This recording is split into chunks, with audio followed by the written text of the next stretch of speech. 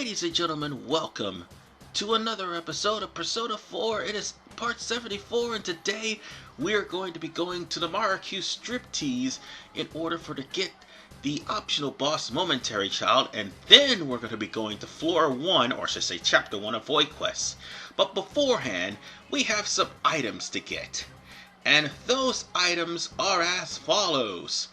We need to get the carbon copy from the Soul Dancer, the silver lump from the silver dice, and the charm veil from the liberating item in the Marukyu Striptease. Meanwhile, we need the tan hide from the dancing hands to make hard boots over in Daidara's from the Stevie bathhouse. So we need to make sure we get all those items before we leave Void Quest. I mean, it's not a timed quest, but still, it would be best if you actually have some better weapons for Chie. Meanwhile, I actually got some more money, at least that's good.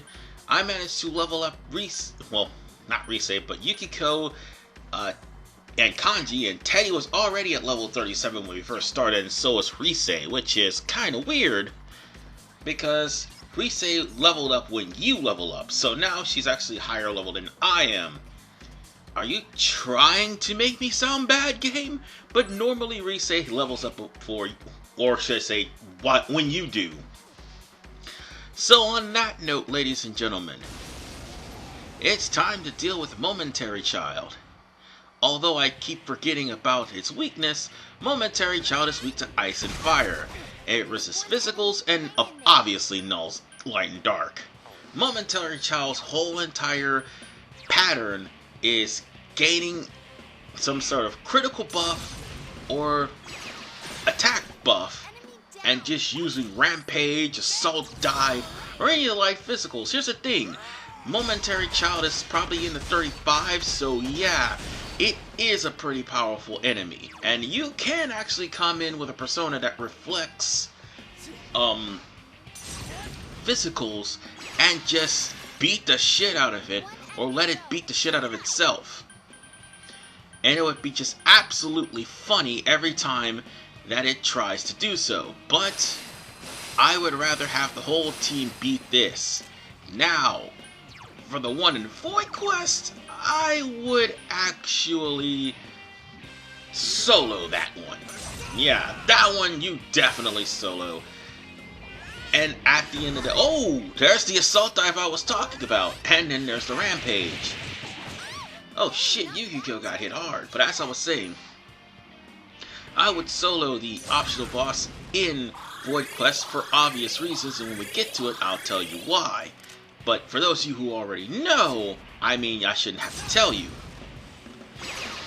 But it's also a physical-based boss, so yeah, soloing him would be a really good idea. So all you're practically doing is, if you need to debuff Momentary Child, by all means do so.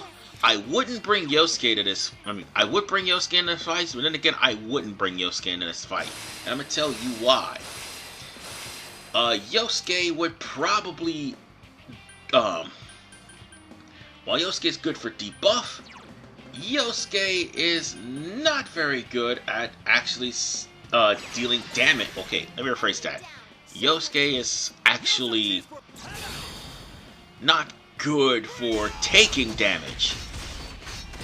Because even if I would have brought him in, a Momentary Child would have probably kicked his ass by now. Which is why I brought Kanji, who had the higher endurance than everybody else, seeing as how Momentary Child's a physical fighter.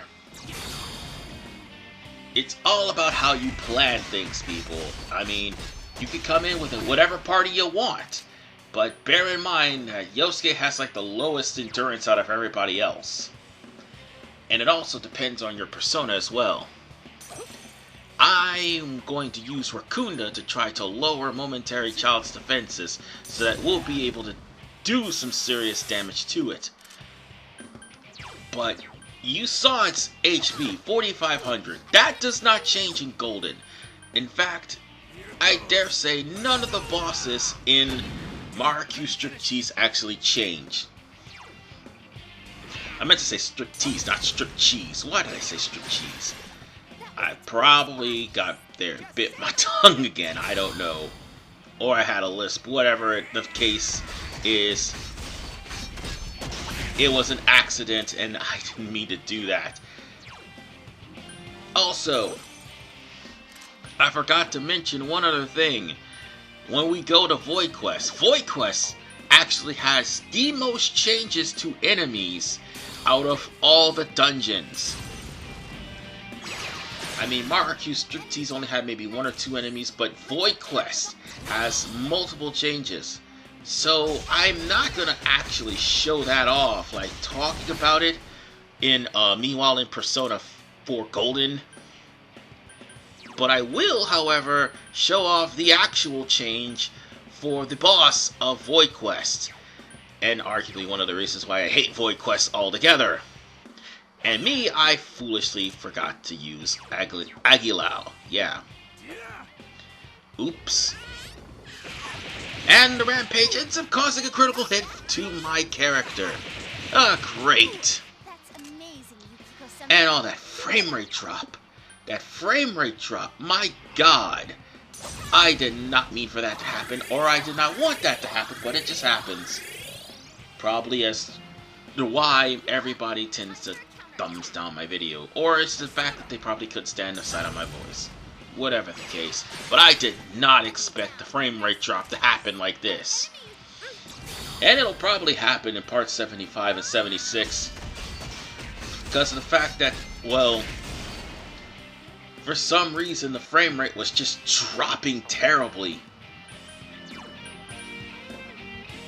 If push comes to shove, I'm going to put my recordings onto Optiplex, my new computer, and from then on I'll actually use that, which will probably have no frame rate drops whatsoever. And then we got a critical hit. Fantastic, folks. I mean, I didn't think Kanji would get a critical hit, considering the fact that Momentary Child was actually strong. Oh, and now it's going to raise his attack. You would do wise to actually get rid of any bonuses that Momentary Child gets. The less bonuses it has, the better. The more debuffs it has, the better. Now then, let's just land a Bufula on it, and hopefully that'll put an end to it. And Bufula! Still alive! Oh well, let's beat it down. I'll just debuff him with Yukiko or Kanji, because I still have a Purifying Water. That way he won't attack. Alright, 1 Purifying Water coming up. And I still have 1 left. Good. Now it's time to land some... Oh, I'll just land a Fatal End on him. But I keep forgetting that he's also weak to fire as well. Oh, and his defense reverted. But it doesn't matter. He's done. Just hit him with a Bufula. And 1 more. All-out attack. Yeah, we're almost at level 40, by the way. This is why this boss is not as hard as one would think. You'll be fine with like 35, 36. Preferably 40 if you are hitting the higher difficulties. When I pursued him in Golden, you'll see... Well, actually you probably won't see, because I don't really need to re-show that boss again, because nothing changed about it.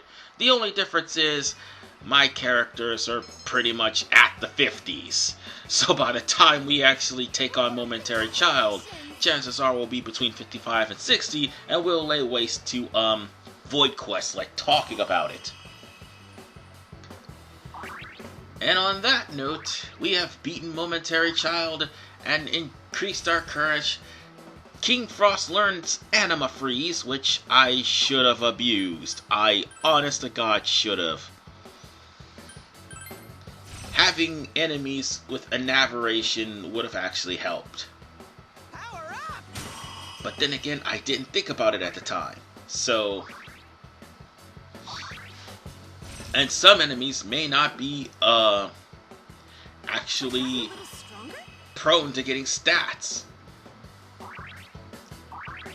I mean, it's a Shin Megami Tensei game, and when enemies have bad stats on you, it's harder for you to put that on them. I mean, you can do so, but 9 times out of 10, it's pretty low odds.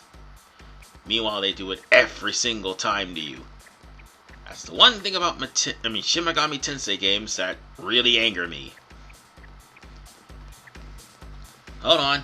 We need to go around and... Sorry, I'm not trying to go around in circles. I was trying to find the Bear Claw, which, by the way, would have been an equip to Teddy. And would actually give Teddy a Counter-Strike. A low chance of it, but Counter-Strike nonetheless. Too bad Teddy doesn't know Counter in his overall moveset in 4. Golden? He may end up getting Counter. I'm trying to remember. I think he may get Counter from the Hot Springs visit. That's how you get Counter. But whatever the case, I do believe we are done with the Marukyu Striptease. Which means one thing. We're going to head back and have to go to Void Quest. Alright. In order for us to go to Void Quest, we're going to have to talk to Rise again. This time, you'll have to say, chase after the boy. Or chase the boy. And once you chase the boy, off the Void Quest you go.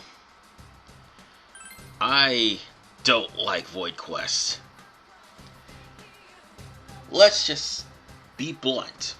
I mean, there's 10 floors. It's not that bad as far as... No, actually it is that bad as far as progression is concerned. And I'm going to tell you why. Because floor 3 and floor 7. This is actually the first of 2 stages where you need to get keys in order to progress to the boss. I do believe you need a light orb and a dark orb in order for you to get to Mitsuo.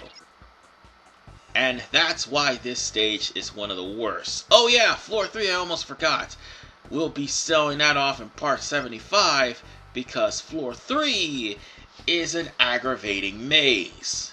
Now that we've got that out of the way, the enemies are going to be tougher here. So I'm not going to say I'm not trying to say enemies being tougher is bad. I'm just saying that you're going to probably be using a lot of SP because some enemies either drain or reflect magic. Or should I say drain or reflect physicals. And that's something that needs to be brought to attention.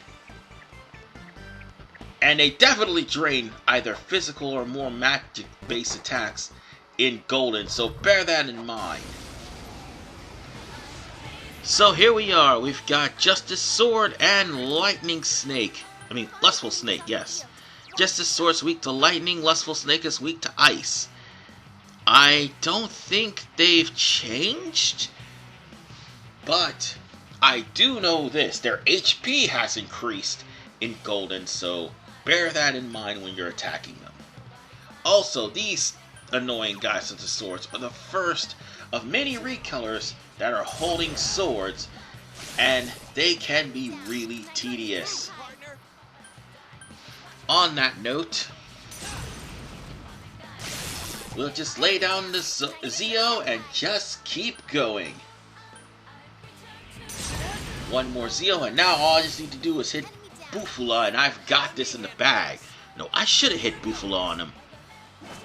But then Yosuke ruined everything. God damn it. I really should have hit that Bufula so Yosuke could have knocked down the other guy. And that would have actually kept Teddy's persona from being sealed. Oh, great. Fantastic.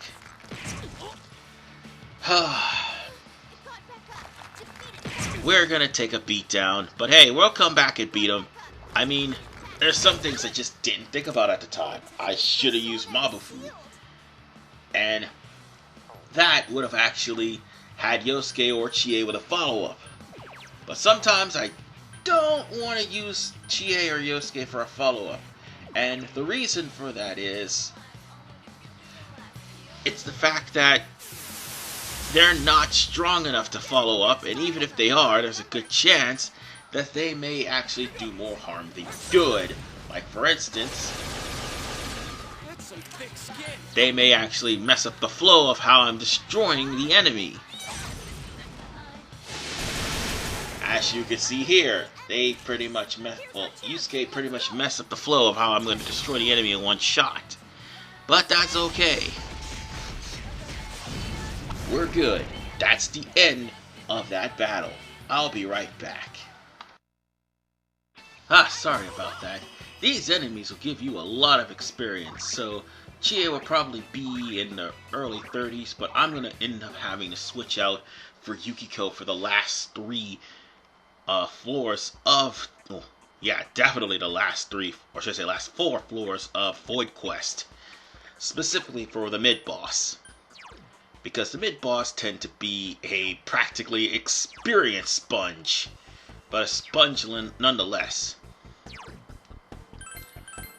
I keep forgetting that I have Medea. So on that note, if there's anything notable about Void Quest, it will be Floor 2, or should I say Chapter 2, and also Chapter 7. Alright. Mad Cyclops. These things are weak to fire, they hit hard. And if you don't have any agility, well, they're going to try to capitalize. Thankfully, they're weak to fire. And I actually have fire. So on that note, they're all dead. Let's make this quick. Let's make this easy.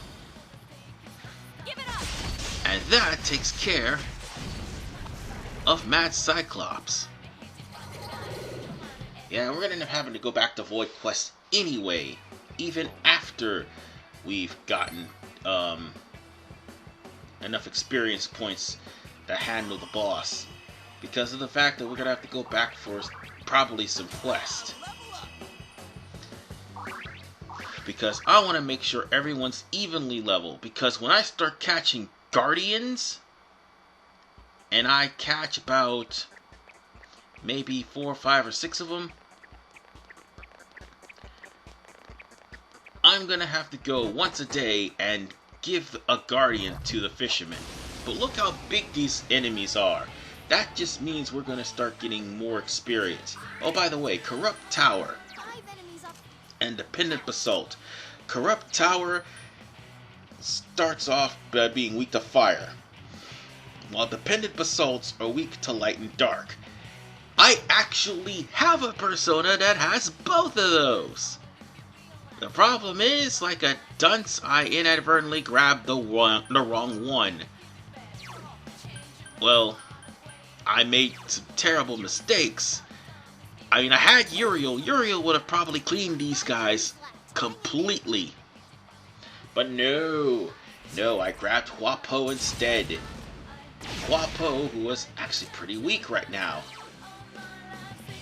But Teddy will have to actually recover.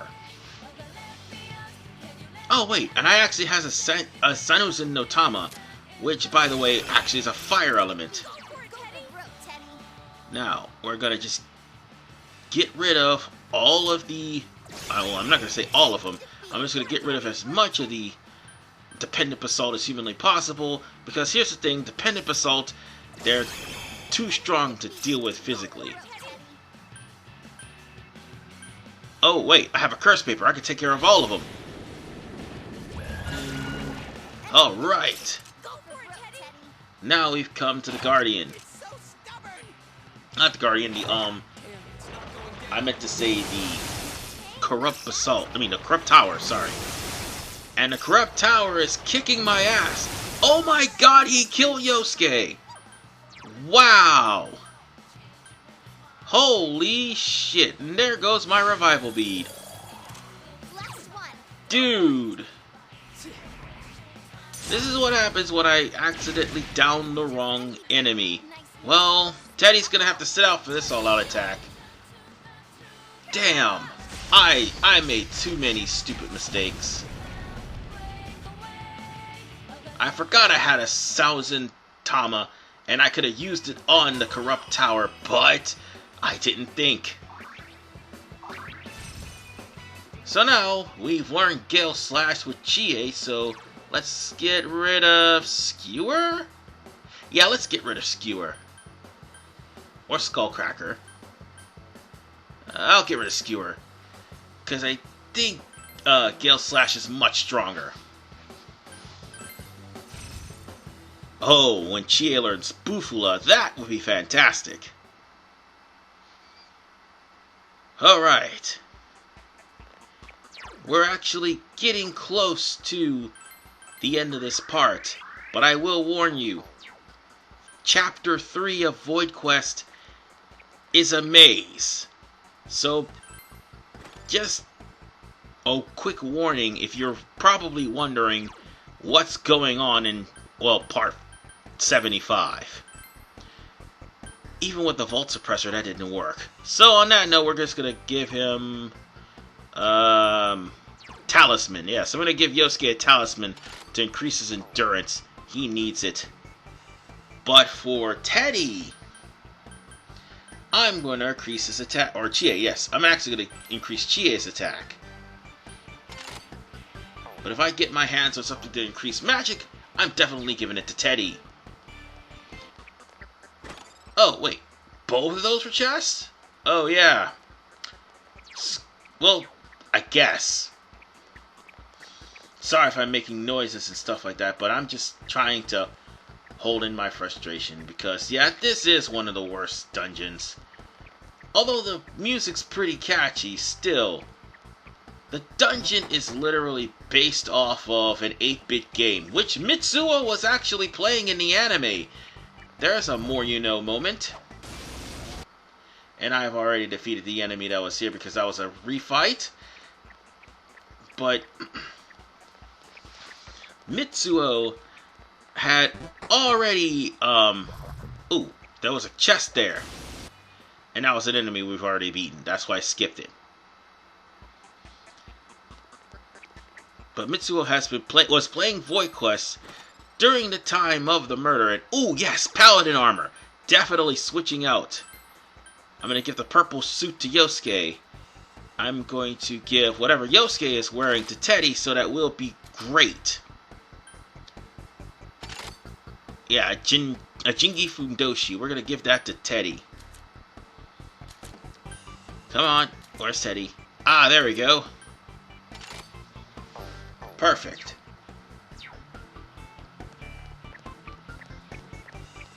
So on that note, let's see where this ends. But yes, Mitsuo is playing Void Quest. Void Quest is a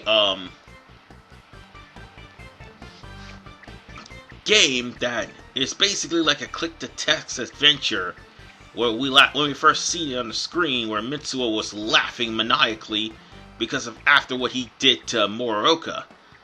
But this is all a manifestation of what Mitsuo thinks of reality. It's just a game to him, even though he's a goddamn nihilist. And, this is, his mother abusing him. Yes. His mother was an abusive bitch. So, while he's suffering sadness and loneliness, I don't have any sympathy for Mitsuo. And I still won't when we go through the rest of his dungeon. This is RVman985. We'll be taking on chapters 2 through 4 in part 75. See you guys next time. I hate this fucking dungeon.